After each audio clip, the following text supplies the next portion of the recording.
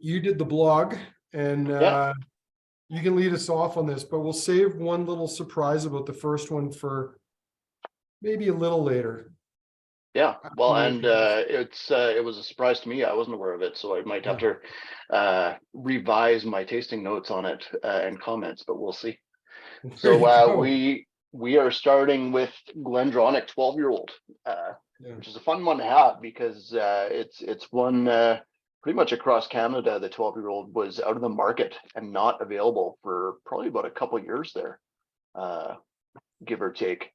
In full-size bottles. So this we just started seeing it again in March, and it was a little bit of an interesting changeover in importers that caused that to happen, where the old importer that used to carry GlenDronach got pushed out because of the purchase of GlenDronach and Ben Riach and Glenglassaugh distillery by Brown-Forman back in, what was that, 2016, and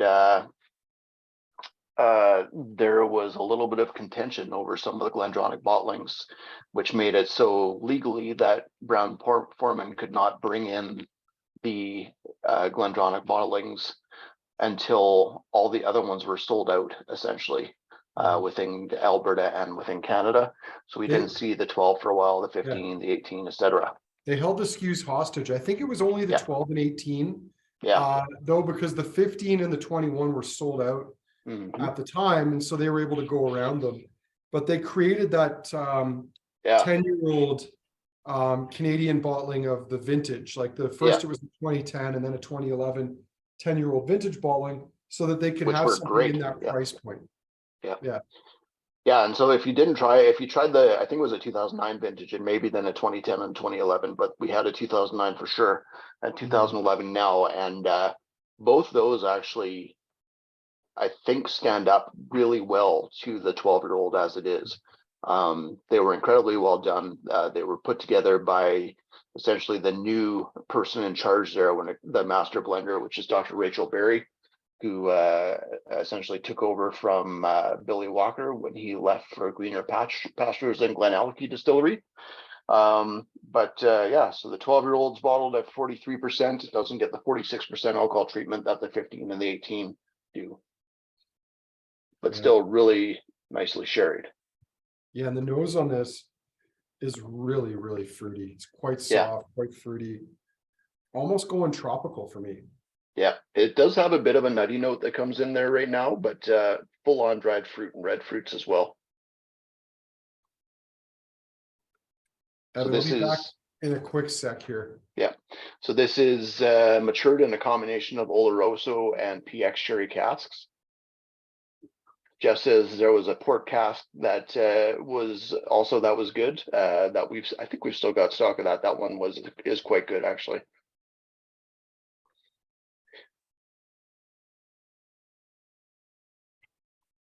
Ross, you might not be off there, because there is a bit of a bubblegum note, and Twizzlers, I would say, works as well. There's almost some red fruit and some waxiness coming through there. What's it again? Almost like an aerosolized fruit spray for me, like juicy fruit gum, maybe a bit of spearmint as well too. Yeah, it's the whiskey equivalent of walking through the first level of the bay and getting hit with all the perfumes.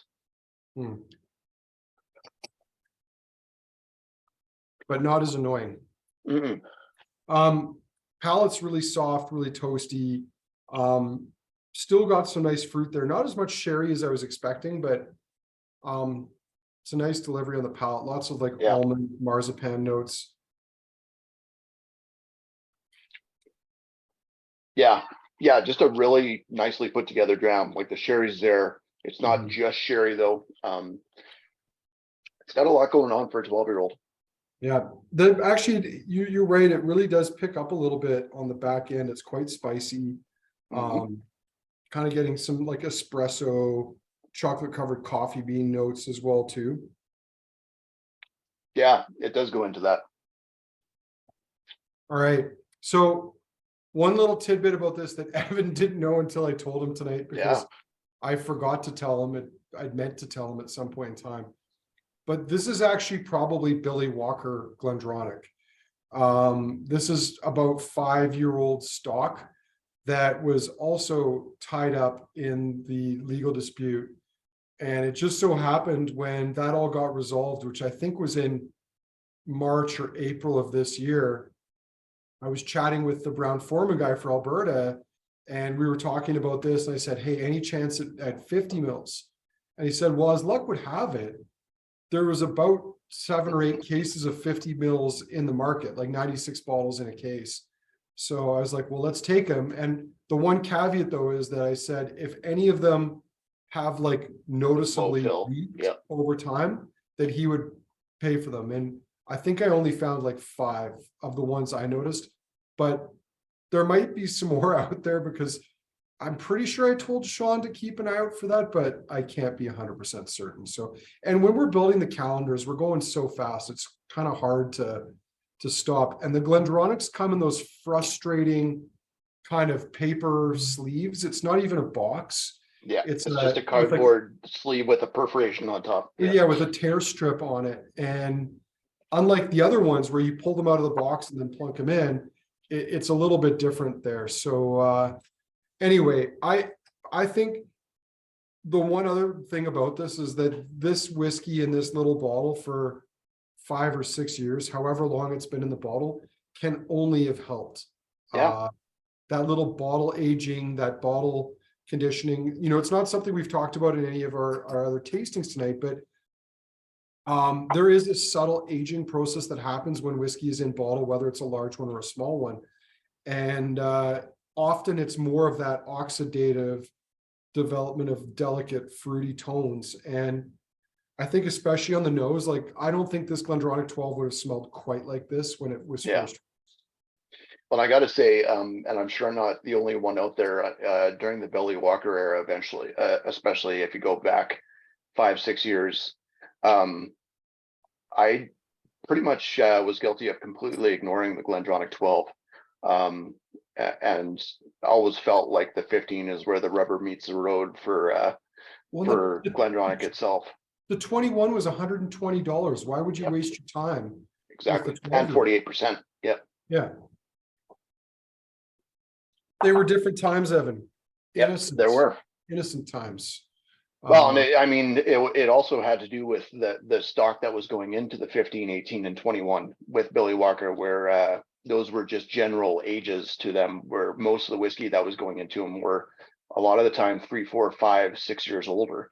That's definitely changed since Billy Walker left. They don't have the older stock that they used to. And we're getting stuff that's much closer to what the age states on the bottle. Mm-hmm. Cool. Okay, history in a glass.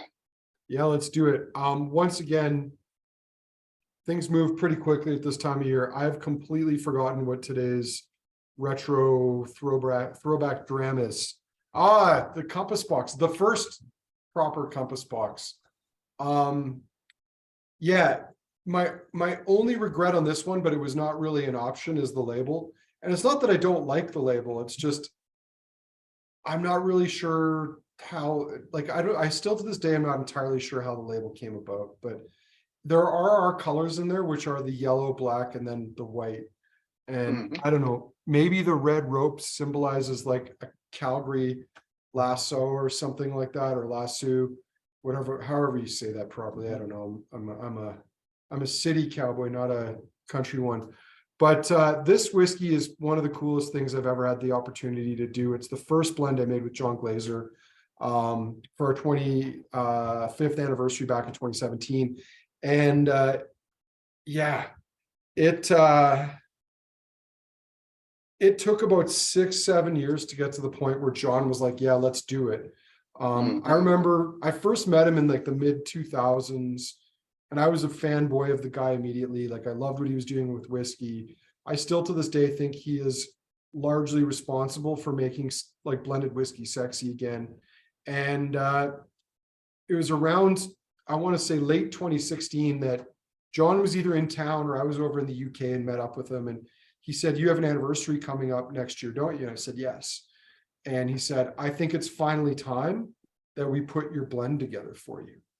And yeah, it was such a cool process to go through.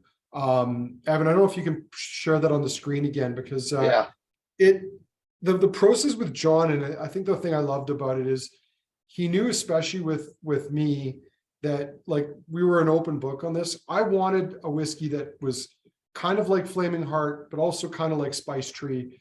And I was okay with it being a blend, and I was okay with there being some weird components. And you can see there, it's Kleinlish, Kalila, Dalu, and Tianinic, and then Cambus and is that Cameron Brig for grains. It's essentially a greatest hits of Compass Box. Yeah.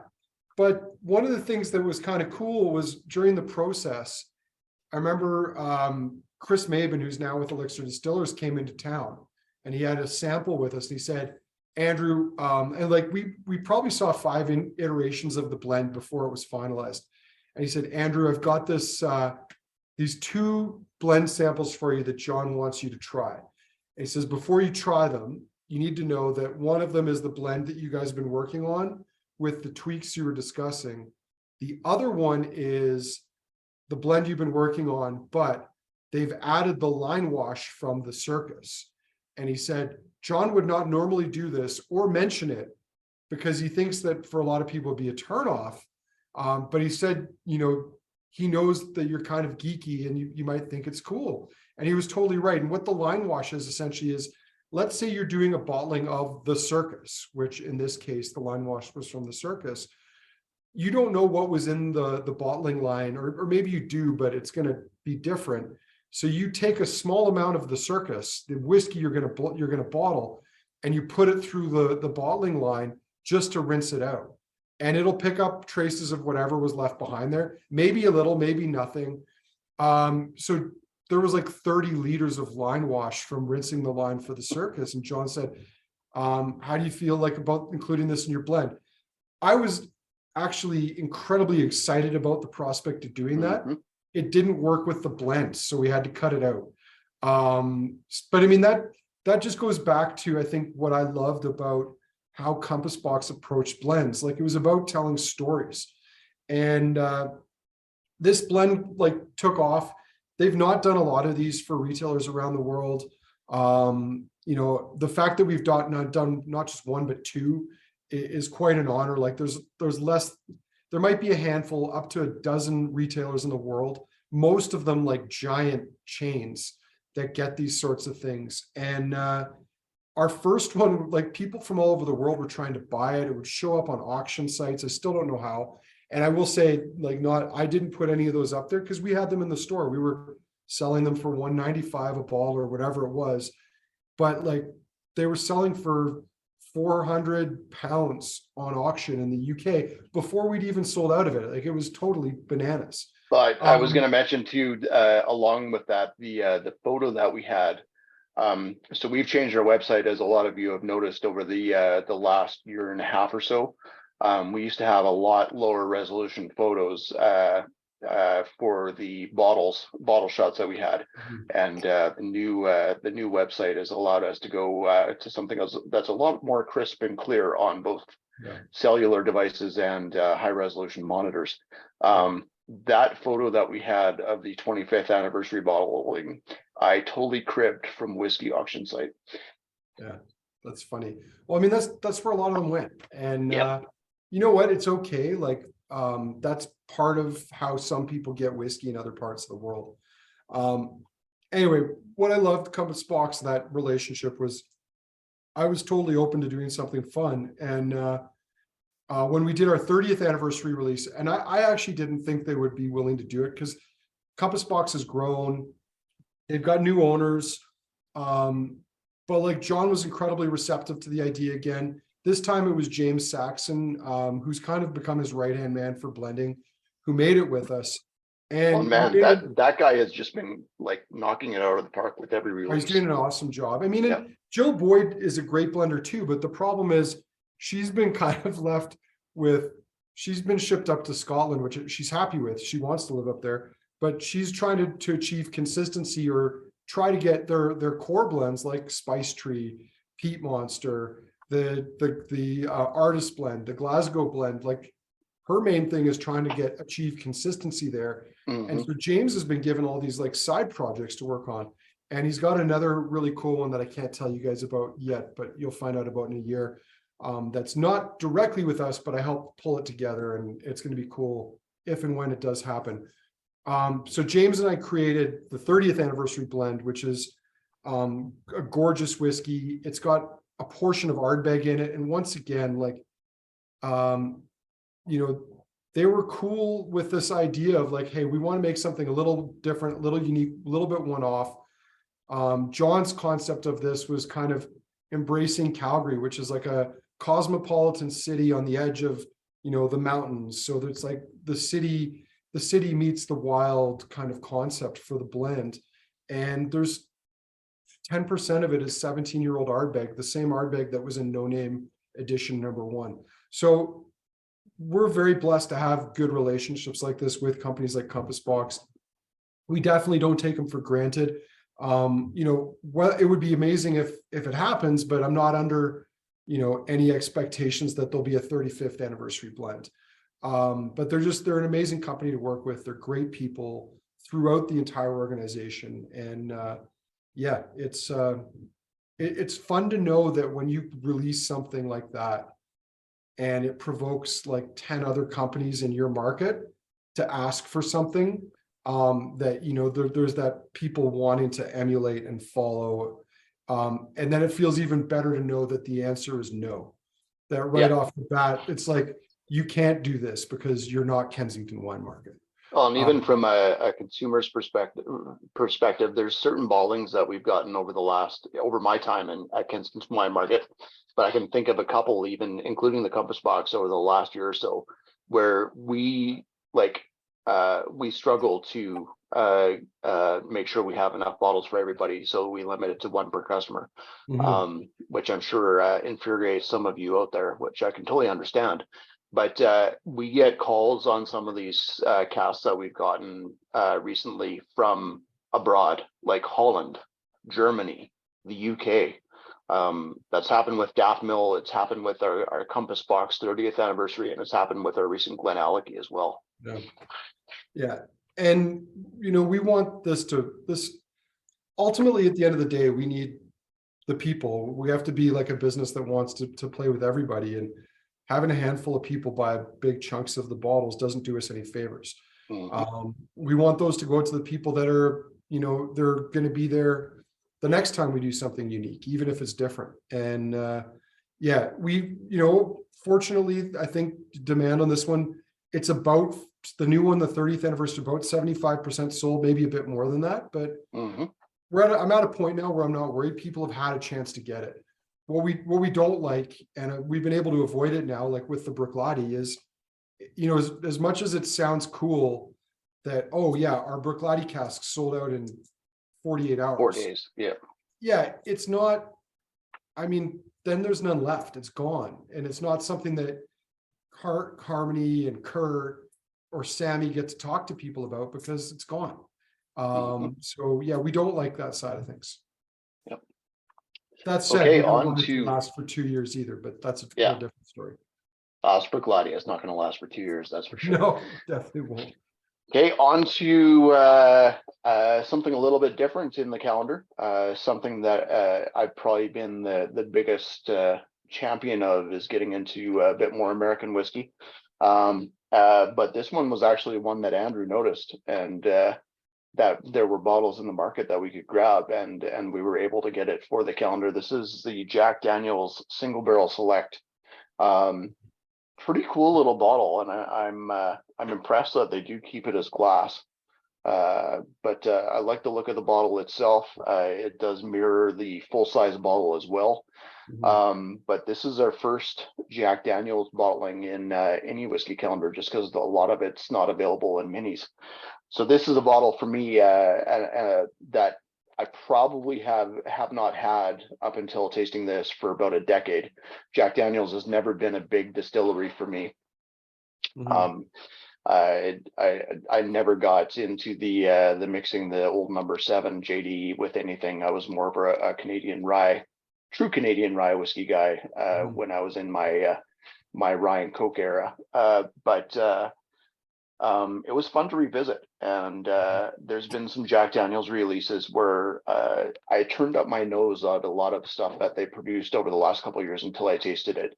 And there's some fantastic stuff out there, including 2 bonded releases that they just put out this year. One named Whiskey of the Year by Whiskey Advocate.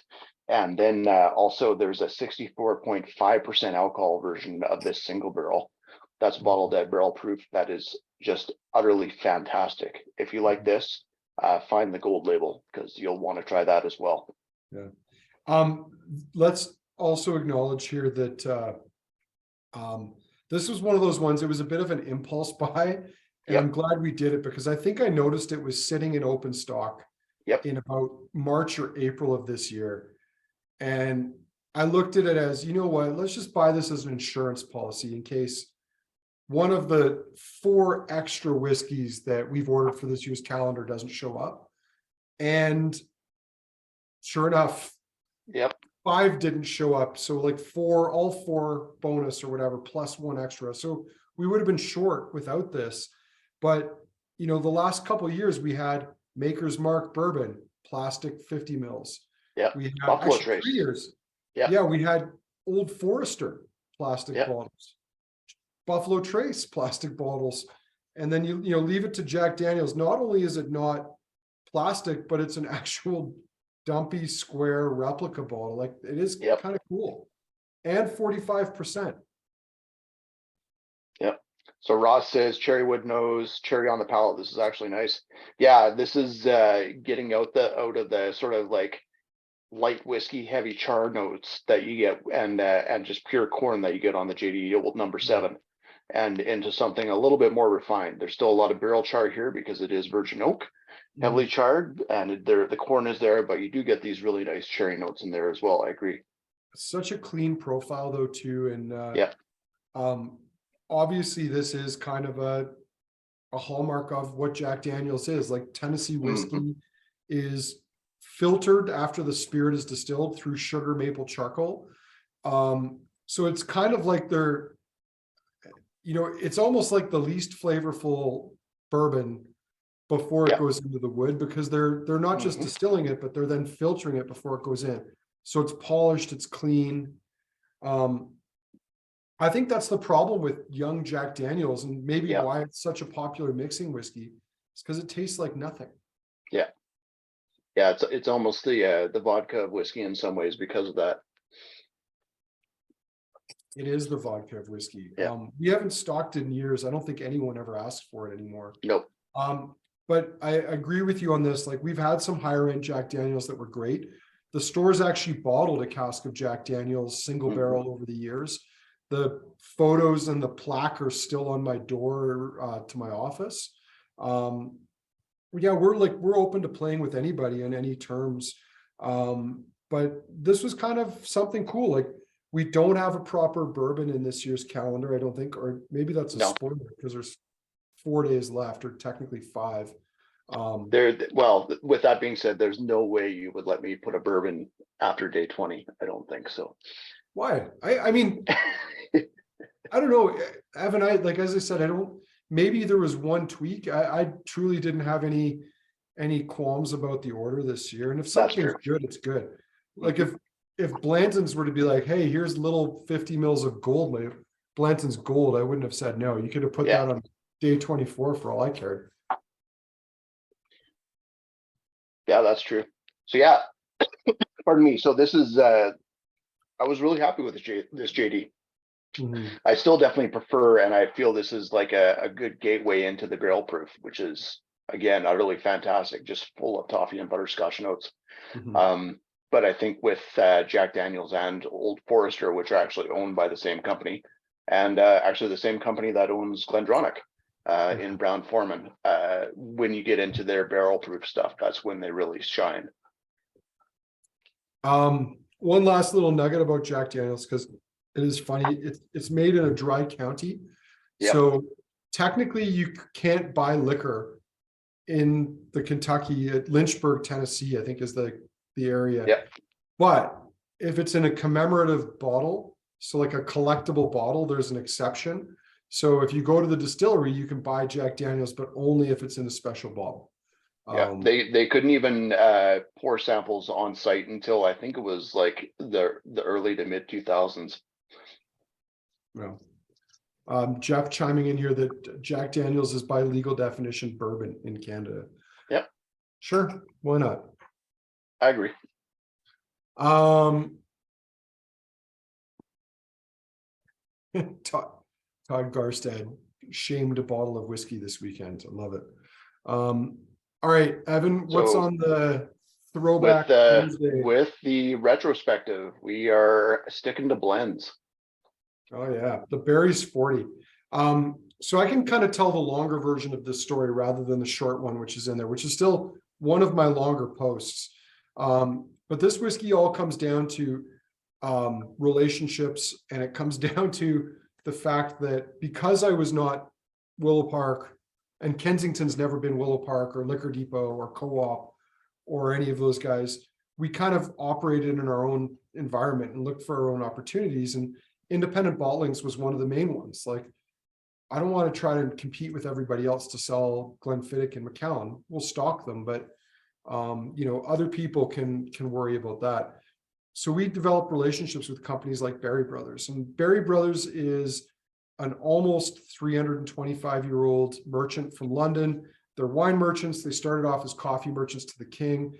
If you're ever in London, like, it's kind of cool just to walk by their office, and you can actually poke your head in if it's open, their old shop at number 3 St. James Street. It's been there since, I think, 1695, if my memory is correct.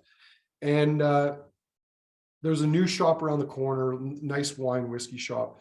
But they're whiskey merchants. They also were behind the Cutty Sark blend. They brought that into the market. So this is a storied company. And the thing with Berry Brothers that you have to appreciate, and I think it's changing, but until recent years, the way you did business with Berry Brothers is by going to London and paying homage, visiting them. Very old school. And my visits with Berry Brothers would usually start in the pub, regardless of the time of day. And we would catch up, talk about what happened, several pints at the very least. And then you go back and you sample whiskeys. And on some of these occasions, things would get really blurry, because after whiskeys, then there'd be martinis. And martinis were 3-ounce pours of 55% alcohol martinis at the Duke's, which is just around the corner, also in kind of central London. So visits to Berry Brothers could get quite salubrious.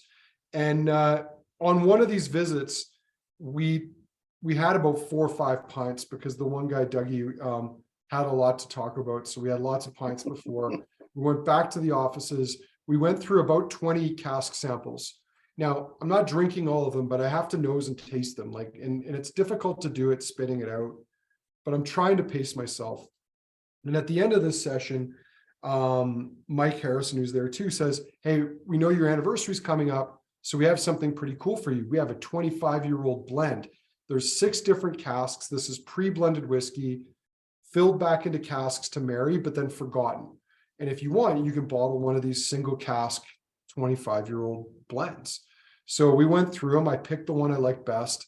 And this is where my memory starts to get hazy or fuzzy, because it seems I also committed to a parcel of 40-year-old blended whiskey that I completely forgot about until it arrived in Canada. And I remember the conversation with my rep, Ryan. He's like, "Hey, good news, your blends are here." And I said, "Blends, as in plural?" He's like, "Yeah, there's a 25-year-old and a 40-year-old. I'm thinking, I remember the 25-year-old. I don't remember the 40. And long story short, there was about 56 packs of this 40-year-old blend. And I'm looking at it and thinking, like, God, this better be good, because I don't know, it was like $400 or $440. I don't remember the retail. And we brought it in, and the first 2 bottles we opened the second because the first one was just like bad. It was so bad. And then we opened a second, and I'm starting to panic. And Sean was sitting there with us, and he's like, "Andrew, I think these are just corked." So we opened a 3rd bottle, and it was absolutely glorious. It was this gorgeous old school sherry tropical fruit Macallan-esque blend. And that's how the 40-year-old blend came about. It was going to London to see the Berry Brothers guys and having too good a time. And I mean, it was such a hit. We did a second batch of it. I think we probably went through about 100 or 150 cases of that by the time it was all said and done. But it all came about because this was a product that, like, who else was willing to bottle blended whiskeys at this point in time? Like going back 5-6 years, no one had any interest in this. And I think not just where we were interested in it, but I think what was cool is that our customers were interested in it, and they were there to, like, support that curiosity and finding cool and unusual things. And that's been the best part of the job for me, to be totally honest. Yeah, I love that story, and I love the write-up that you guys did, or that you did for it. If you guys want to see it, it's on our blog post, and it's kind of interspersed with my blog post for the dram of the day for the calendar. Andrew's write-up on it is great, and goes through a lot of what he talked about. But it made me think after reading your post of, like, the Berry Brothers guys going one way and you going the other way on the street, and them saying, "Can you believe he committed to that 40-year-old?" And you going the other way saying, "Can you believe they gave me a 40-year-old whiskey?" Where, like, both of you thought you had gotten a sucker, and everybody ended up happy. Yeah, so. no, it worked out great. There was one occasion where I was over visiting those guys that involved, like, beers, whiskey sampling, martinis, dinner, which involved a couple bottles of wine between the three of us. And then we went to a show, which meant gin and tonics pre and at intermission. And I needed a day to recover from that, which is, and I'm not saying that but I've been in the alcohol industry for a while, and I can handle my booze, but, like, keeping up with those guys was a bit of an effort. Right on. Well, on to the second milk and honey of the lineup in the calendar so far. Mm-hmm. So this is the Milk and Honey Elements sherry, and this is the first kosher sherry cask Scotch that might have ever been made. Single malt. Can't call it Scotch. Pardon me, single malt. Single malt Israeli whiskey. Thank you for that. Yeah, this is a cool whiskey. I think that's one of the reasons why we wanted to put it in here, is that it's like, you'll see often on a lot of Scotch whiskeys, if they're bourbon cask only, that they're certified kosher. And you usually get that little Circle K on the back, different from the other kind of Circle K. But very different. Yeah, quite different. Yeah. But one contains unofficial ingredients and the other doesn't. This was kind of a unique one because when we place orders for these, and, like, there's most years there's like a handful of repeat whiskeys, or not repeats, but like 2 whiskeys from either the same producer or the same distiller. And often the logic goes in there is like, well, if we don't use it this year, we'll use it next. But inevitably things don't show up, and it's like, well, okay, I guess we'll include both of them. But usually when we pick the things like that, it's because it's like, well, if that's the worst that happens, is that we have to use both. They're, like, quite different. So the last one we had was their wine cask, which is the STR, and the wine cask whiskey. Then you're getting 2 very different expressions from the same distillery, which can be fun to compare. Well, and even compared to, I'm really actually happy that this was on the same grouping as a GlenDronach 12, because they both are sherry cask essentially, but still have stylistically a good amount of differences to them. Mm-hmm. Where you can definitely get the age on the GlenDronach a lot more, and the time of the bottle, in hindsight, that Andrew talked about probably helps with that. But even though this is a fairly youthful whiskey, it's still remarkably well put together. Likely due to the Dr. Jim Swan effect, as we've talked about, with him having his hands and DNA in a lot of different younger distilleries out there, including Kilhoman and Lindor's Abbey, and a few others that we've featured in this calendar. But with the milk and honey and the sherry, it still has these beautiful bright red fruit notes. It's not like that heavy loopy sherry that you sometimes get with seasoned casks. and you still get a little bit of the underlying spirit in there, which is really nice as well. And it does show a lot different than the red wine cask that we had, where it's not quite as going into those spicy, savory notes in the same manner. No, it's much softer, like softer fruit, softer leather tones. It's quite balanced. I mean, if anything, this just seems like this is like sherry light for me. Like it's a kiss of sherry rather than really sherry dominant. I'm pretty sure we talked about it before, but I mean, Milk and Honey is not a large distillery. Like their total production in a year. I don't know if if you pulled that up, Evan, or if it's something you mentioned, but no, I haven't. I should check the malt whiskey here. I don't think it's more than a couple of 100,000 liters a year. Like it's pretty small production because they're making this like essentially right in the heart of Tel Aviv, in Israel. And it's an urban distillery, but it's just, I think what they're doing is really cool. They're not trying to be anything else. They're doing their own thing. We talked about it last time. They've got their Dead Sea cask release, which I think we've got more of coming in January. They've got their pomegranate cask release, which again is something unique to Israel. Thanks, Jeff, 700,000 liters a year. So not an enormous amount of production, but then also like that hot climate, Kavalan, they talk about, I think 10% evaporation. I think in Israel, it might even be closer to 12%. Like it's a very, very high rate of evaporation cask wall. So you can't leave the whiskey in cask much more than 5-6 years, or it's going to be mostly gone. No, I agree, and it is a really cool story for a distillery. It's almost one of the few GoFundMe success stories that I can think of where they actually did use GoFundMe to kind of get word out and stuff off the ground, and weren't just using it to scam people, which is super impressive. But they seem to be going about doing everything right, and it seems like it's a distillery geeks distillery where it was put together and founded by people that were just keen on the idea of whiskey and what they could do with it, which is a lot of fun. And Evan, I think they're mostly younger than you and I, like the guys who own it, everyone who works there. It's kind of cool, like when you bump into them at whiskey shows, and they're all really young people. And never mind, now I hate them. I don't know how to move on from that, even though it was a funny comment.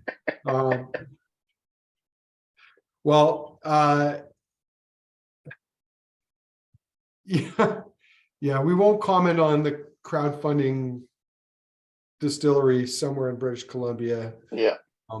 But anyway, the Milk and Honey guys, I think they've done a good job with it. And it'll be interesting to see in time, like how brands like these do in the long run. Can they be something more than just, a local like Israeli distillery, or something that maybe appeals to the broader Jewish diaspora? And can they get other consumers excited about their product? And I think it's still too early to tell, but like a lot of other great distilleries, like Cotswolds, like the English Whiskey Company, Shelter Point, like I think that's the challenge a lot of these guys are going to find, is how do you create a broader global audience for your product when you compete against the giant that is single malt Scotch whiskey or bourbon, as an example. That's kind of the next stepping stone that I think we're going to see in general with a lot of these younger distilleries is you've hit the 10-year mark. How do you get to a place of being more than a novelty? And that is kind of the toughest hurdle to get past in a lot of ways. Yeah, for sure. I think that comparatively with the GlenDronach 12, that shows quite well. I agree. I think the GlenDronach to me is a little softer and a little bit more subtle and complex, but how much of that is the 5 to 6 years it's been spending in those 50 ml bottles? Like absolutely. Okay, on to the history in a glass. Yeah, we're moving away from blends. Oh, the Bowmore. I love Bowmore. Bowmore is one of the whiskeys that got me into whiskey, that kept me in whiskey. I used to have an incredible relationship back in the day with Morrison Bowmore distillers, who were owned by Suntory of Japan. It was a great company. And I mean, you talk to the guys at the distillery and the gals there at the time, and they loved their owners. Like the Japanese basically just wanted the place to make money. And other than that, they were prepared to invest and do whatever was required to keep it running. And this isn't a period where, like, I remember telling consumers, and you're telling them the story of Bowmore, they're like, wait, it's owned by the Japanese. And it was almost like that was a bad thing somehow. But everyone in the company, like, the Japanese were so respectful about the heritage of the distillery. They just wanted to make sure it had everything it needed. And it was this really cool relationship. Well, I don't remember the exact year. It might be like around that, like 2014 time point, where Suntory bought Jim Beam Brands out of the States, which is the biggest producer of bourbon and American whiskeys. And they owned Lafroig as well. They bought Beam, but I think they were worried about the optics of a Japanese company buying an American one, especially like the biggest producer of bourbon. So they put Beam in charge, the Beam structure in charge of Beam Suntory. And it's not been for the best for companies like Bowmore. They're now play second fiddle to Lafroig. And you could tell the same thing. The people at the distillery, the morale is low, as they say, which is really sad. It's a distillery that, was an incredible company to work with. They took chances on small retailers like me and really worked with us. And I wanted to do a Bowmore cask forever. I'd ask everybody who had casks for samples, and all of them were just not great. Like, they were like tired old wood, too spirity, not mature enough. And I was starting to give up hope of ever bottling a Bowmore. And then Lee Hansen from Select Wine and Spirits, I guess back then it was Barrel Hunter. It was his own, it was his own company back then. It was before, when he was acting as the importer himself for Hunter Lang. He found me a cask sample of 96 Bowmore that was just gorgeous. And we bottled it. Cool little bits for me, like 96 is the year I graduated high school. So that was kind of a fun one to think about. Here's this 21-year-old whiskey. Hard to think that I'd been 21 years out of high school at that time. And the coolest part about the whole thing coming full circle was when the bottles arrived in store, Jim McEwen, who was still with Bruichladdich at the time, was in town. And I just asked him, I said, hey, any chance you'd want to sign my Bowmore bottles? Because he had been distillery manager at Bowmore when that whiskey was distilled. And so it was kind of this cool serendipitous moment. Jim came down. I mean, he wasn't even working. He did end up working for Hunter Lang for a few years after that, but came down on his own time and signed 90 odd bottles of this Bowmore, because, he'd had a connection to it there. And he's like, hey, if this helps sell it. And I think we even put a message out on Twitter, because Twitter was still the big thing back then. And we sold all 90 signed bottles, like one per customer, of the Jim McEwen signed Bowmore in a day. So yeah, but that was an awesome whiskey. I don't know if I'll get to bottle another cask of Bowmore again, but I'm glad I got the one. Yeah, I've got even though it's not your favorite distillery, I've got my fingers crossed for Williamson in the future. So. Oh, I thought you were going to say Lacheg, but well, that too. And then Evan, 5 years from now, it can be about your ego. We could be That's right. This is Evan's flashback, 25 days of his best memories. Right. So yeah, 25 days of Lacheg. 25 days. Oh man. Yeah.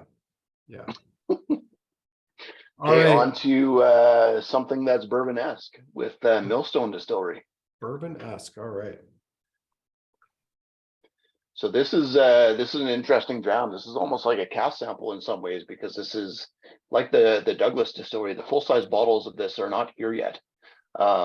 We should be seeing full-size bottles of this for those of you that really enjoyed it, like me, in around mid to late February, from what I understand from the importers.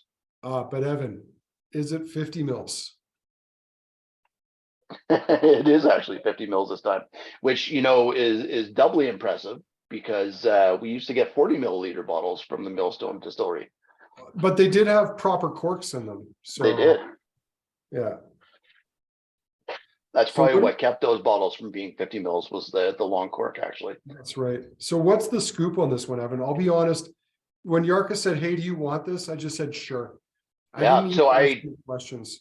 I had to email Yarka because there was nothing on this online, unless one of you guys have put it on Whiskey Base in the last couple of days. Their Whiskey Base doesn't have anything on this bottling, so this is very new. This is actually just being bottled for Canada, essentially by Craftwork Spirits, which is Greg and Yarka Winters, who live in Alberta. And this is a 9-year-old aged essentially in virgin oak casks. It peaked at about 47% alcohol, but they cut it down to 46. And it is a combination of, let me see if I can find it in here, malted barley, rye, corn, spelt, and wheat. But virgin oak barrels for this that it was aged in and heavily charred from America. Cool. I mean, I love that we've got something kind of unusual here from Millstone, because Totally. it is, I mean, was it last year? Was it the year before where we, no, I think it was the year before where we put that Dutch rye whiskey in and it jarred people, and some because people it was were day mad. one. Yeah. And they were mad because that's not what they thought they were buying, or that they thought they were buying their husband or something like that. And then it was one of the favorite whiskeys of the calendar. It was hands down one of the favorite whiskeys in the calendar. You know, looking at the label, single grain, American oak, 9 years old, I would probably be like, I'm not going to like it, or it's going to be. And it is a little bit on the unusual side, because it's a bit more musty and a bit more grassy than I thought a grain whiskey would typically be. There's some nice character here.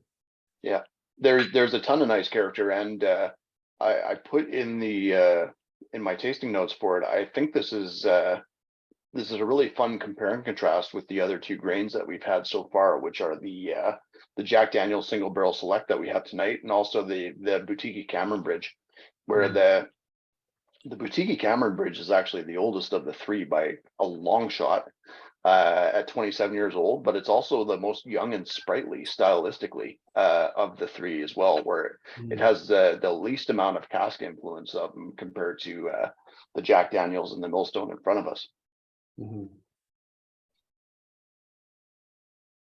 But agreed with Ross. I do get a bit of the rye notes coming through there really nicely. It does have a bit of the corn. Can't tell you what spelt is supposed to smell like off the top of my head, so I can't get that. Oh, you never had that, like that German, like the spelt bread, the rye bread? I'm pretty sure it's that like really dense, dark bread that they put, like sometimes they'll put like salmon and cream cheese on, or okay. Yeah, so it's the rye bread where it would be a cracker, except for that you can still cut through the loaf. It's slightly moist still, moist. But this is kind of cool, like, because that comment about the rye, like, do we know what grain they made this from? So it is a combination of the 5 grains, and that I couldn't, from what Yarka said, I couldn't, she put mash of rye first and then malted barley. So I don't know if it's I don't know if it's a blend after the fact, or where they made a mash of all of these. I bet you that's what Patrick did, because I bet you he blended he probably distilled all the grains individually. Very cool. And then blended the grain components together. And then so this is the Canadian way. Yeah. We've not had the chance to talk about him before tonight, but like, he really is an incredible distiller. He's made a business out of it, but if I've been to see his operation, which is in this weird part of the Netherlands that's basically in Belgium, and then there's all these, like, Belgium and the Netherlands have all these little pockets of territory in each other's countries. It's incredibly weird. Goes back to the Napoleonic era. In a country like Canada, where we have a long straight border, and sure, there's these little communities that are stranded on one side or the other, but effectively we've got a straight line. Like, Patrick lives in a town where the block on the other side of the street from him is Belgium, and he's in the Netherlands, but on the other side of the street from him behind is also Belgium. And like, he couldn't put a warehouse in because he had to get approval from the Belgians, because technically it was going to be partly on Belgian land. Like, it's a weird place, but you go there and he's got like all these different stills. He's got casks crammed into like wherever he can find room for them. And I absolutely love the label that the Boutique Whiskey Company created for him. Evan, I don't know if you've seen it, but I got to pull this up because I haven't seen a full size shot of that, because so I'm interested to see it. well, Yeah, and while you're finding that, what's cool about Millstone, and I saw another YouTube video from a Canadian guy that had an interview with Patrick that was really well done. I'll see if I can actually link it after the fact in the blog, because it's worth linking. But their distillate style is almost like the it's the complete opposite of any new whiskey distillery that's been built in the last 20 years, where it is just like so heavy spirit wise. Like there's no lightness to this. This is just like, you can put it in a neutral oak cask and it'll come out syrupy. They just have this fantastic idiosyncratic style to their whiskey, because that heavy spirit that they have, that just makes it their own thing. Whether you put it in cherry, whether you put it in American oak, it doesn't matter. All right, so this is the label that the Boutique Whiskey Company created for Millstone, and I think it sums them up pretty well. Patrick Van Zwiedem is essentially like Willy Wonka, because he's got all these different, like, he doesn't just make whiskey, he makes rum, he makes gin, he makes Genever, he makes Corin wine, which is essentially basically Dutch bourbon. I think, I'm not entirely sure. He makes cassis. He makes all these incredible, like, and everything he does is well made. But yeah, he's just, it's kind of like he sees someone did something, is like, well, I can do that. So he just makes it. No, it is cool, because like you can see how like the Zwiedem distillery, it was founded by his and his brother's father, and his brother's involved in the business too, but more on the business side than the distillery side. But his father came over from working for years at a sort of a traditional and massive distillery that did a whole bunch of different styles of liqueurs and gin and Genever and blah blah blah. That's still around. Decided to do his own thing around 1975, and for years their bread and butter was making like flavored spirits and creme de cassis and so on and so forth. Patrick came along, they started doing single malt whiskey and rye whiskey, and it's just like they've kept the tradition of the family alive, and we're going to continue to do what got us here, but we're still going to explore what we can do beyond that. Hopefully Jen will explain why she asked if you went to Waldorf school. Maybe there's something embedded in the label that I didn't catch. But he's a very nice guy. He's a very clever, very smart guy. And yeah, I mean, he's a liquor bohemian. I mean, I'm sure he would make Armagnac if he could. I don't think the Netherlands is especially good at growing grapes. I was going to say, I don't think they've experimented with grape spirit yet. That's a real blind spot they have. Yeah, but maybe we shouldn't suggest it to him, or there won't be enough rye or sherry matured single malt. That's right. All right. What have we got on the throwback today, Evan? Oh, this is we're getting some essentially to my timeline at Kensington Wine Market over the last few releases, which makes me excited. This is one of our single malts of Scotland bottlings, and probably one of the more underrated ones in my opinion. Yeah, the Ben Nevis. In my post for this, I fully acknowledged that I don't think I appreciated or was really clued into the growing hype around Ben Nevis. A few years before we got this cask, I remember I was chatting with Sukhinder Singh at a show in London, and asked him if he thought there were any like underrated gems that people needed to buy. And at the time he's like, Ben Nevis 10-year-old, buy as much of it as you can. And I said, why? And he said, because it's really good. And a few years later, I was chatting with somebody else, and they said, like I grabbed a couple bottles of this Ben Nevis 10-year-old and it's incredible. And Sukhinder was saying that I should buy it. And they're like, yeah, Sukhinder bought everything he could. And I was like, well, why is everyone so excited about it? He said, because it's not 10-year-old whiskey, it's actually 18 years old. And what I think is that this might have been, if not some of the casks from 96, it was late 90s stock that was matured for a long time. They didn't know what to do with it, so they just dumped it into a 10-year-old. And it was absolutely incredible whiskey. Over the last 4 to 5 years, Ben Nevis has really caught on as a single malt. The reason that most people still don't know about it is because 75% of the spirit goes to Japan to be bottled, matured and bottled as Japanese whiskey. So it's not even put into wood. It's made as spirit, put into tankers, IPCs, shipped to Europe, and away you go, or to Japan, and away it goes as Japanese whiskey. Well, it's funny too, knowing that too, because boy, what does that bottle look like, eh? Does it look like every single Nika bottle out there? It's a Nika bottle. Evan, I independently clued into that the other day when I was writing that post. I was like, oh man, it's totally the Nika bottle. But yeah, that old Ben Nevis, the Ben Nevis 10 is still around, but it's not the same. It's not 18-year-old stock anymore, unless you can find older bottlings of it. But it's gorgeous whiskey.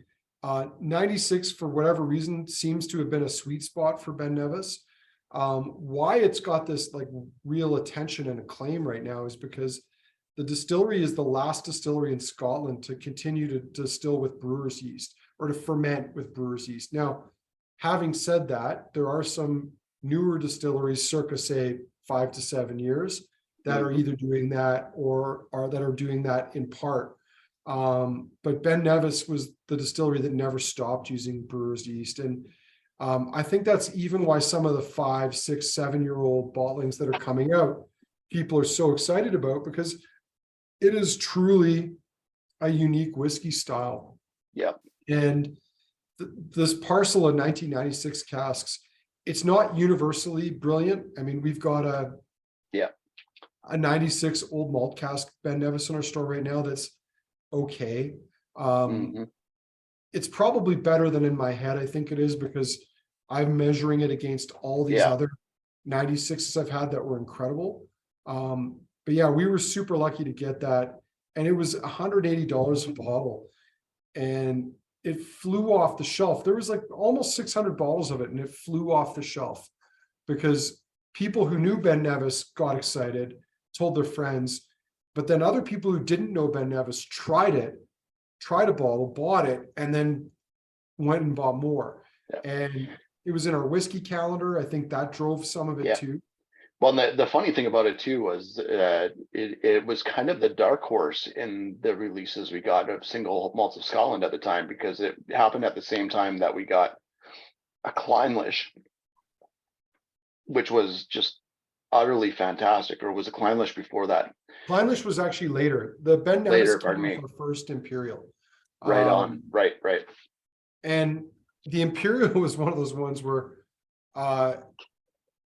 like people like couldn't believe it. Like we were selling 23-year-old Imperial closed distillery for $180, and people were losing their mind. Like we had to, that was where we realized, oh man, we're gonna have to start putting limits on these things, because people were trying to order like 5 cases of Imperial.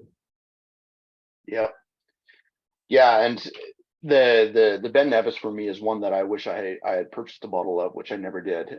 Same with the Glen Scotia, where both of them are from sherry casks and not in a style that I typically go for nowadays. But good grief, like they were just both fantastic in their own right. I did my own tasting notes after the Ben Nevis, and it was so like balsamic driven in style, where it was almost a balsamic reduction on the palate for me, where it was just zingy and just rich beyond belief. But then, as Andrew said in his tasting notes, you still get these massive tropical fruit notes off it too. Like it was the best of both worlds for big sherry and distillate at the same time. When Sean had a tasting note for it that I ended up borrowing, that really summed it up. Like it was a gooey whiskey. Like it was so thick. It was so syrupy and heavy. It was an incredible dram. Yeah, and that for me is not typically a whiskey I go for. Like one of my least favorite whiskey styles from any distillery is GlenDronach, because I find when it hits sherry cask, it's just flabby, and there's no edge to grab onto. It's just like syrup that you drown in a lot of cases when it's not done well. But that Ben Nevis, for as thick and rich and as gloopy as it was, it still had this great vibrant acidity and this great fruit note along with it as well. Yeah, very Okay, cool. on to our last but not least of the whiskey calendar. And this one's a fun one. It's called Inchfad, from that boutique whiskey company. And it's one of, if I'm doing my counting correctly, it's one of the 3 inches that Loch Lomond produces, which includes Inchmere and Inchmoan. All 3 of those, and a lot of the other distillery or a lot of the other styles that Loch Lomond creates, including Croft and Gaia, Rajdu, and so on and so forth, are named after islands on the Loch Lomond itself. Inchfad is one of the larger islands. I think it's like 1.3 kilometers in length, but I haven't had a lot of Inchfad myself, except for the occasional bottlings from Cooper's Choice and others. But man, this one is a really cool one, in my opinion.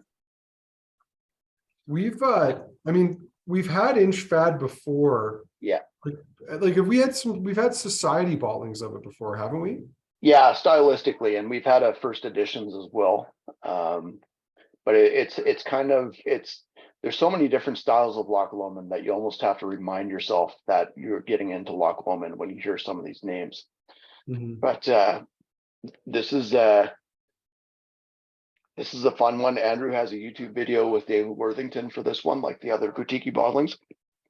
Pardon me. And this is since I tasted it, it's become one of my favorites in the calendar. It kind of threads the needle stylistically between independent bottling Highland Park and a more heavily peated style from Glen Scotia for me, where you've got this really oily phenolic style without the heavy peat. The peat's there, but it's more phenolic and spice notes than it is actual smoke coming through. I'm just trying to pull up on the boutique site to see if they've got some nuggets about the label and. Oh, well, I've got the label. I managed to get a screenshot of it because I couldn't find it anywhere else from your and Dave's. I'll bring that up. Yeah, and so essentially the backstory on it is just that, I mean, what they do at Loch Lomond Distillery is so incredible. They might as well be wizards. And so there's a bit of magic there, and you can see they've got their various different stills in the background. Evan and I had Sean and I, not Evan. Evan's never been there. Sean and I had the privilege of touring Loch Lomond in October, and I mean it's even better than I thought it was going to be. Like, I don't know why, but I had this vision of it being this small, sad little building, and it's enormous. And these giant cool stills in it. I mean, it should be a movie background. Like it's just such a cool site, and what they're doing there is really interesting. I mean, Evan, what did you say before? Is that they make 14 different styles of? Yeah, I was watching your and Dave's post today, and you mentioned 14. I'd heard 13 before, but I wouldn't be surprised if there's 14, because it's not just like, if you look at this, the picture that or the artwork that was made for the boutique bottling. So first of all, the single malt Scotch whiskey, that is somewhat of a font wise of a Harry Potter-esque font look to it. Of course, with the wizard and stuff. If you look at the Inchmere bottlings they've done and the Loch Lomond bottlings they've done, the wizard is always putting something different in the tun there, where stuff is fermenting away. This time it looks like he's putting peat. I hope that's peat in there. But in the Inchmere, I think he's putting different types of fruits in there. And his rhyme, that is essentially his way of making the magic spell, I guess, is different for each of the bottlings between Inchfad, Inchmirren, and Loch Lomond as well. And the lightning, I think they put it a bit more green for Inchfad, where it's more yellow on the Inchmirren style. But yeah, really cool artwork. You can see some of the different stills that they have here, where you've got more of a traditional copper pot still, plus a super tall Lowland still there, right at the floor. And it gives you a little bit of an idea of what Loch Lomond's all about with the different styles. But they even experiment with different yeasts. Like they use I think it's a champagne yeast for one of their distillate styles, and I can't remember what the name of it is. This has got a nice cheesy funk to it. And I saw the comments there like about Lecheg, like it does remind me a little bit of like Tobermory from a bourbon cask. Yeah. But also I was gonna say it also reminds me a little bit of that Ben Nevis style, like that, like absolutely. naked American oak matured Ben Nevis spirit on the nose. Well, you mentioned cheesy on my tasting notes, on my nosing notes. I think I mentioned burrata cheese, where it's like the really creamy young cheese, but it's in olive oil as well. Now you got me jonesing for a burrata, Evan. That's going to be hard to fulfill this time of night. The nose on this is good. The palate is great. I mean, it's fantastic. Yeah, so creamy, lush. I love those cheesy tones. I love the fruity tones coming off of it. It's elegant, floral. Oh, full on mango puree, along with everything else on the nose and the palate for me.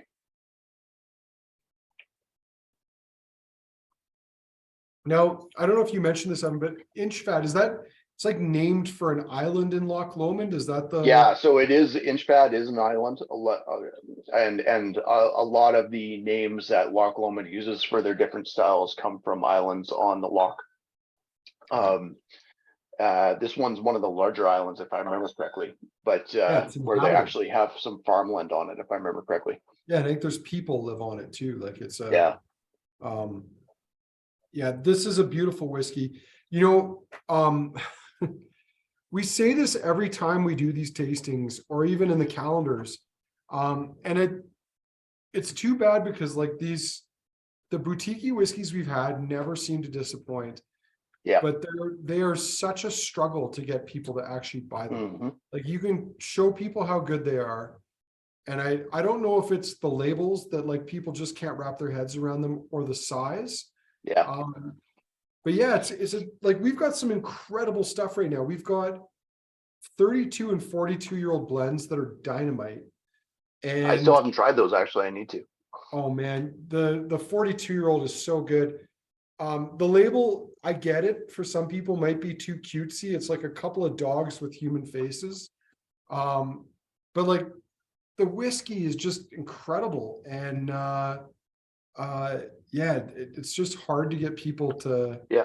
I mean, you have that the Teonitic, which I know is a favorite of yours now. Yeah, like that. And this, I put in the taste my notes for this one. I think this one might be it's neck and neck for me right now between this and the Teonitic for my favorite in the calendar thus far. The Speyburn, as Jeff mentioned too, was fantastic. The Cameron Bridge was so youthful for a 27-year-old grain, but still really balanced as well. Like everything we've had from in the calendar from Boutique has been fantastic. Yeah, I've really, there were bottlings in the last calendar that we had from Boutique that I really liked, including the 24-year-old Unknown Speyside that had just a touch of peat to it, but these ones have just been knocking it out of the park. The thing that I wanted to say about the Inchfad 2 here, Ross said it's not ash, but there's something like it palate wise with the peat. It's, for me, it's mushrooms. Like it's almost like you're cooking down mushrooms, but it's also what reminds me of Highland Park with this is if you guys are Scotch Malt Whiskey Society members and you've had any of their Highland Park bottlings, story number 4 bottlings over the last couple of years, they tend to have this sort of spicy build of peat on the finish, where it's not the palate itself, but the spice and the peat comes out on the finish, and that's what this Inchfad has that I really enjoy as well. And we've got full-size bottles of this one. Mm-hmm. Yeah, another one that I may end up having to buy. Sorry, man. I won't tell Kate. It is a pretty, the funny thing is, of all the boutique whiskeys, like for me, it's kind of hard to get excited about the Inchmirans and the Inchfads, but Yep. I think partly because, like, well, it's not a distillery, and so what's the romance? What's the hook on it? But yeah, the palate on this is just beautiful. It's so elegant, so soft. It's got a maturity beyond its years, and it is just so fruity. Yeah. Yeah, what reminds me of the Glen Scotia side of things is that where it's almost this forgotten about style that was just been languishing in a warehouse somewhere that you come across and it's like, oh wow, this is how have we not bottled this yet? Yeah. Todd, to your comment about searching for, like, good luck. There's not a lot of this out there. I mean, and I think part of that is, I mean, if you're a distillery like Loch Lomond, which probably can produce 3 or 4 million liters a year based on having seen it in the size. I mean, most of that is going to be your core, probably your more generic style of malt. You're not making a lot of this. And I think one of the challenges they're finding is, like, how do you keep all these different components separate, mature them, and then create a market for them? I mean, if anything, the real strength with a whiskey like Loch Lomond is blend your components together. I mean, you've got an edge up on a lot of your competitors because you make all these distinctly different styles. If you apply the principle of blending, where the sum is greater than any of the parts, surely they should be able to make the most flavorsome, complex, young single malts of any distillery in Scotland. Yeah, agreed. And speaking to that as well, this is so with the new website, one of the things that Andrew wanted and that we've done, although I need to take some of the calendar posts and get back to doing it, is that we have write-ups on certain distilleries. And I did one for Loch Lomond. I think for the last calendar, I just cribbed all my stuff together and put one together. And this is my favorite picture, which I actually took from the Loch Lomond website and then captioned it myself. Where I think they almost don't, they do so many different things, they don't know what they have in a lot of cases. Yeah. No, it's a cool place. Mm-hmm. So that's our lineup on the whiskey side, but let's do the last retrospective before we go through everything again. Sure. Hey, Evan, one last thought about Loch Lomond before we move on. Maybe they should release a series of 14 limited NFT trading cards for each of their styles of whiskey, so that the rest of us can kind of try to keep track of them. God, if something that was going to get me into NFT and crypto coin, that might actually do it. Yeah. Oh man, 99 each at least. Oh, Imperial. We've been spoiled by Elixir Distillers. Mm-hmm. Our friends, Sikander, who I've mentioned already, Oliver Chilton, Chris Maben, Lily, aka Celine Tattoo. And their importer, Pacific. Yeah, and Pacific is incredible too. Like Michelle, Linda, Bernadette, the whole team. Yeah, it's funny. I remember every time I bump into Lily, she's like, "I'm really sorry, I couldn't get you an Imperial this year." And I'd say, "It's okay, you've gotten us 4." And she said, "You've had 4?" Which is always the conversation. Yeah. Like Sikander, hopefully we can get a 2023 edition Imperial, because hate to go dry. Maybe we'll see. Regardless, I mean, they're another great company to deal with. They're based in London. In the last 5 years, more and more of my time is spent in London visiting with Berry Brothers, Compass Box, Elixir Distillers, Adam Brands, which is the boutique whiskey company. Mm-hmm. And believe me, it's no hardship. I love going to London and getting to catch up with those folk. But the Elixir Distiller guys really have been very good to us. I think they're a company that sees and values mutual relationships and trying to build up brands together rather than trying to leverage them for short-term gain. And we've had great casks from them over the years. I don't know that we're going to get another Imperial, and if we don't, like, we've had 4. Like, I'm pretty sure that they've been generous enough. But the reason they were able to do that is back at a time when other people didn't see the value in them. Like, Sukhinder bought hundreds of casks of Imperial, and he's been sprinkling them out over time. And he's such a clever businessman. Yep. He's a good role model for me. Like, the thing that's incredible about him is he's got all these very smart, talented people who have their own brands, their own reputation, and he retains them. He attracts the best people and has a way of keeping them in a very competitive industry. And certainly look at it as kind of a role model for myself. I'm under no illusion that I'm going to be this master of buying casks. We're too far removed from it, and I think the era of that and those opportunities has passed. But it's such a cool company. They sold their retail arm, which was the Whisky Exchange, to Pernod Ricard, and got a distillery from them. Tormore. It's interesting to see what's going to happen. I think that's the next thing is pressuring Celine and Chris and Ollie to get a Tormore cask, because that's what's coming next. Yeah. Waterbury Brothers Tormore was excellent, so it'd be cool to get something from them again. I was going to say Sukhinder seems to have taken a page from Billy Walker's book in managing to find a way to rip off Pernod Ricard, but still make it seem like a great deal for that massive company. Well, and the weirdest part about that whole thing is he sold them his company. And what I don't get in all this, he sold him his retail and his wholesale distribution arm.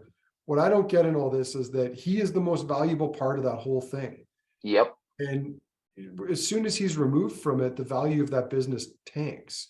Yep. And it'll be interesting to see how some of those things change over time.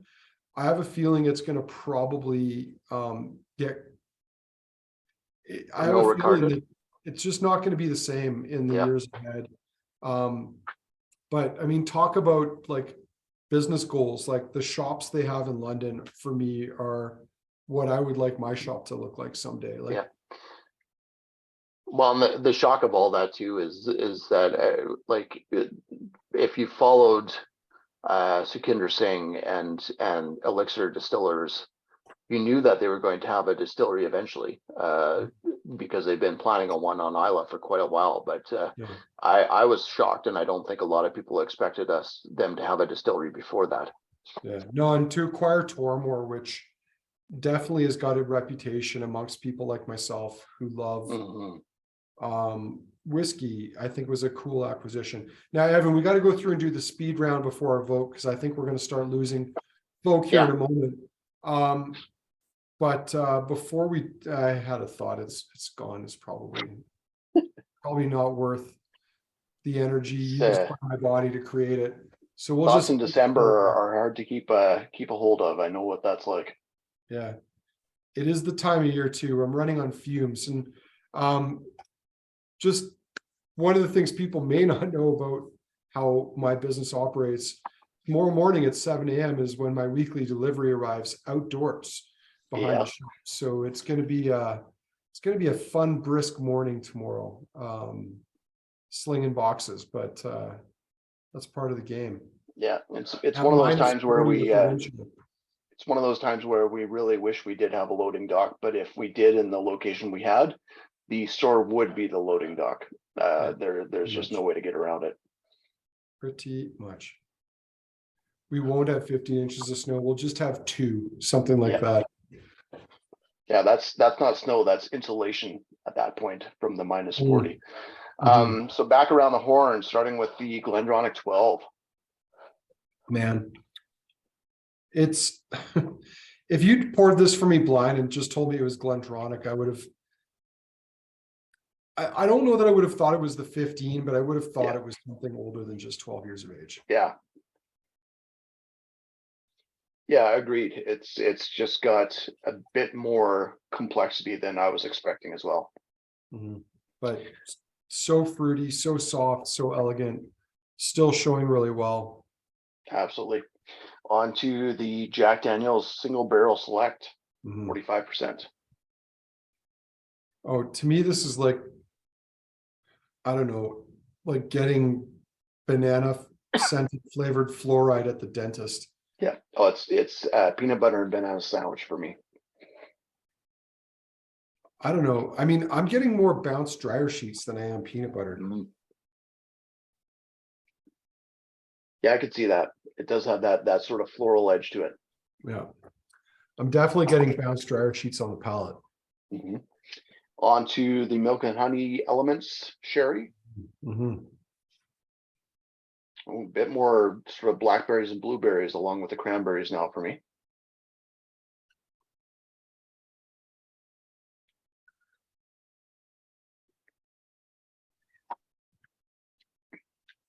Man, it's quite chocolatey. Yeah. And quite kind of earthy, nutty. At one point I thought it was getting like really astringent oak, but it's not. It's just like dark spice, very, very nutty profile. Yeah, I agree. Like this doesn't have astringents to it. It's more like the acidity of youth than anything else, where it's just bright stylistically. All right. Next up is the Millstone 9-year-old American oak that's soon to come for full-size bottles. This bridges the gap between bourbon and single grain whiskeys, or sorry, single grain Scotch stylistically for me really well. You know, we spent a couple of minutes talking about how people will taste and admit to how good the boutique bottles are and then not buy them. I mean, Millstone is the king of this too. Like, oh, totally. You can pour people a sample of one of their sherry cask whiskeys and show them how this is as good or better than most sherry cask Scotch whiskeys. And then the second you tell them it's Dutch, they're like, oh, not interested. Yeah. This is not a style that I thought I wanted, but like, it is really nice. Yeah. Yeah, it's got like the cedar plank and the sauna notes, but it's got this beautiful fruit note and the rye spice in there as well. So doughy. Yeah. Like that is not what I expect from a young grain whiskey. It's got way more body complexity and the spirit's got way more flavor. Like I think that's so cool to know that that's the 7 grain concept in that. Yeah. It works well. Okay, and last but not least, back to the Inchfad from Boutique, which still has that beautiful cheesy note. It's almost like, so I love Loch Lomond, and I say this with love, but their peated whiskey tends to have a wet cardboard on fire note, typically. For me, it's like overheating electronics. Yeah, yeah, that's right. This has a bit of that, but it's like you just rub cheese all over that cardboard and then like painted it with olive oil. Like it's the most elegant cardboard you could ever get. And then it is still full on Glen Scotia meets Highland Park on the palate for me. It's musty, funky. Evan, I'm gonna go. It's Hazelburn with Ardnamurchan. Yeah, I think we're on the same page. Yeah, same things, slightly different recipe to get to the same place. Like, yeah, that's pretty. It's awesome. I've got my favorites, Evan. I don't know about you, but I'm going to trigger the poll for everyone else. Absolutely. Did it not save? Did I? Oh. Paul says Arnold Palmer from a Subway fountain drink machine. I think I had Arnold Palmer for my tasting notes on the blog post for this one, Paul. I totally agree with you. All right, Evan, it half saved my poll, so I'm going to need 1 minute to finish it. And no then worries. I'm going to tee it up for everyone here. Yeah, Paul, that iced tea mix meets lemonade note on this is just all over the place for me. Oh, Arnold Palmer was a Millstone. Thank you, Jeff. I think you should be renamed to Fact Finder, Jeff, for all these tastings, Jeff. Yeah.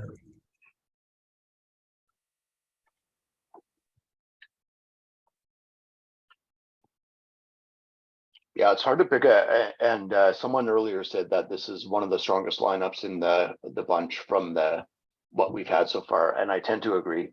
Like I think all the lineups have been really fun so far, but the amount of flavor packed into this one in different varieties has been made for a great tasting. Without spoiling anything, Evan, how are you feeling about the last quintet coming up? I'm feeling like I ran out of stuff to write on the blog, that's for sure. You can I've gotten to day 23, but day 22 and 23, you can really see me stretching the taffy when it comes to words and prose. Not to spoil anything, but there's a reason for that. There might be stuff that I've written about in there before. Interesting. Look forward to seeing what's coming up. I actually don't even remember what's left in the calendar. Yeah, and I know a bunch of you who have been following the calendar videos on Instagram and or TikTok are probably wondering, where is Walter and Andrew? Primarily, where is Walter? We kind of lost momentum on those, and we will try to get back onto it for the last few days. Interestingly, he has had a haircut, and I would pick him up to like let him say hi, but he's dead to the world right now. And as they say, let sleeping dogs lie. So maybe on the 28th he'll make an appearance. But yeah, and the Twitter, we gave up on Twitter. I'm going to use as a convenient excuse that we're not posting on Twitter anymore that Elon Musk, in the British sense of the word, is a proper cunt, and I don't want to tweet anymore. But that's also convenient because it takes time. I kind of feel like if I'm going to tweet, I want to craft it and make sure it's right. But also, like, I unfollowed him when he bought Twitter, and all of a sudden everyone automatically followed Elon, even if you didn't want to. And so I didn't realize that he put out a tweet asking whether or not he should be the CEO of his company. So I did look him up to say, no, you shouldn't, you should resign or whatever, or yes, you should resign, whatever the thing was. I was in favor of it. And now that he's like firing journalists off of Twitter and only people who pay will get to vote, I am strongly considering deleting our KWM Twitter and my personal one, which is sad. Like, we've got thousands of followers. We've worked for years to build that, but I'm kind of thinking the time is nigh to just put a nail in the coffin that is Twitter. I totally agree. I prefer my corporate overlords to at least pretend to be benign and not just be completely autocratic and making my decisions for me. Okay, so we've got 20 out of 20 people that participate in the poll. I'm going to end and share it, but while we're doing that and looking through them, Andrew, what were your two favorites of the night? You know what, Evan? I'm going to turn it back to you for a second because I'm torn between. I know what my 1 and 2 are. I just don't know which order they're in yet. That's a good call. So my 1 has to be Inchfad. And I see a lot of you, many of you agree with me. I just thought that was such a fantastic dram, and I was excited for that one just because I knew where it was coming from. But even that said, the fruit notes on that were just completely out of left field. I was not expecting it to be so mango driven and so juicy and still have this complexity behind that. So well done, and such a good pick by Boutique. My second favorite is a toughie. I am going to go for the Millstone just because it manages to sort of pay homage to a lot of different styles when it comes to Scottish single grain and bourbon, but still manages to be its own thing, which is really, really neat. Evan, I agree with you, except for where I'm going to place it. I think that Millstone is going to get my honorable mention. Cool. You know, this shouldn't come as any surprise, even though I think it's good. The Jack Daniels is my number 5 pick tonight. Just there's something just too, I don't know. At least it wasn't your number 6 pick, man. It's okay. I just feel like I'm in the woods. There's a banjo playing and there's people after me. It's kind of what I'm getting on that one. Yeah. The milk and honey, I think, is good. It's just I want to see a bit more time. I want to see a bit more age behind it. I want to see a bit more depth. The Millstone is not what I was expecting, and I just think it's incredibly cool that it's a 7-grain concept in there. It's very good. My number 2 is the Inchfad. I love it. It's a little bit on the weird side for me, but I love that. But if I'm being completely honest with myself, if I'm going to finish one of these bottles tonight, it's going to be the GlenDronach. I think it's the most elegant. It's just so fruity. Is it the most fun of the whiskeys in here? No. I think both the Inchfad and the Millstone have a beat, but for just like tuning out the world, maybe reading a couple pages of my book, I'm going to pour the GlenDronach. I thought that just shined. And I don't know, it's making me nostalgic back for a time when GlenDronach was kind of hip and cool. And it's not that it's not hip and cool anymore. It's like the establishment. So yeah, we liked them before they were bought out. They sold out, man. We still like them, but maybe just a little bit different way. Yeah. But no, that was my favorite. So partly because I have to get up and be at work before 7 tomorrow, I'm not able to stick around tonight, and no pressure on you whether you're going to do that or not. You've got yeah, I would like to, but unfortunately we have guests at the house right now, so I should pretend that I'm actually in the house myself as well. Well, given that this is our last pre-Christmas tasting, then I think we should probably say a Merry Christmas to everyone. If you are celebrating the festival, I believe it is if you're celebrating Hanukkah, happy Hanukkah to you. I believe it's day 3 of Hanukkah. So, and hopefully we'll see some of you or most of you or many of you on the 28th for our day 5 or our 5th 5-day recap tasting. Evan and I have had a preview of the Society bottle for Christmas Day, and oh my God, just say it's good. We've had some really good Society bottles in the calendar. This is the best. Yes, and not just because without reservation.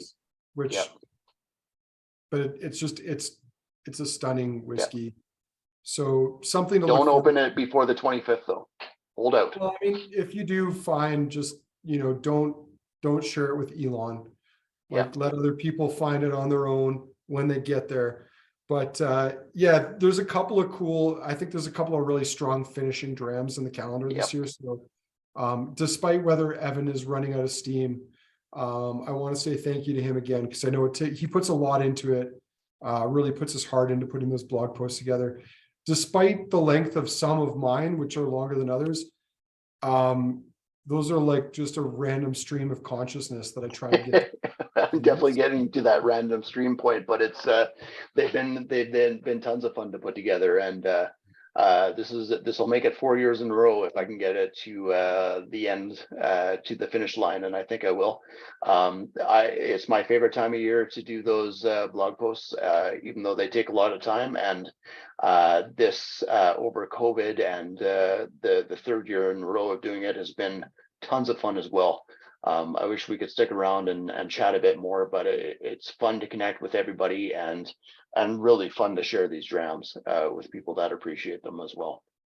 Awesome. Well, thanks, Evan. Thanks everybody for taking part tonight. As I said, stay well, stay warm the next few days, and look forward to catching up with as many of you as possible